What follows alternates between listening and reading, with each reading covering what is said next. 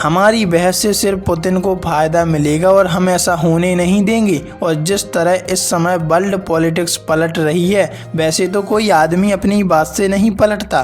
देखा जाए तो अब ट्रंप के सिर्फ बयान आए हैं और उस पर कार्रवाई बिल्कुल नहीं हुई। दुनिया के सामने जैसी ट्रंप की बातें हैं, लोगों को तो ऐसा ही लगता है कि ये बातें सिर्फ बातें ही हैं, आगे कुछ नहीं होगा। और जो दुनिया को दिखाया जा रहा है कि हम जेलेंस्की के साथ हैं, वो ही कल कब पुतिन के साथ हाथ मिला लें, इसका कोई भरोसा नहीं। इस खबर को सुनकर एक ही किस्सा समझ में आता है कि हाथी के दांत दिखाने के कुछ और खाने के कुछ और होते हैं। पिछली खबरों में हमने देखा रूस को कैसे उकसाया गया और जब लड़ाई हो गई तो पीठ पीछे मदद करने के लिए लग गए, और जब मदद का भार ज्यादा हो गया तो सामने वाले को ये भी कह दिया कि हमने कोई एहसान नहीं किया, बल्कि हमें हमारी दी हुई मदद वापस चाहिए। कहने को ये बात सच है, और तब ये खबर और सच्ची हो जाएगी जब अमेरिका यूक्रेन का अच्छे से उसकी मजबूरी का फायदा उठाएगा। और इस युद्ध को रोकने के लिए जो ट्रंप बात कर रहे थे, वो कोई हवा में बात नहीं हो रही थी, बल्कि उसके पीछे भी अमेरिका का फायदा छिपा था।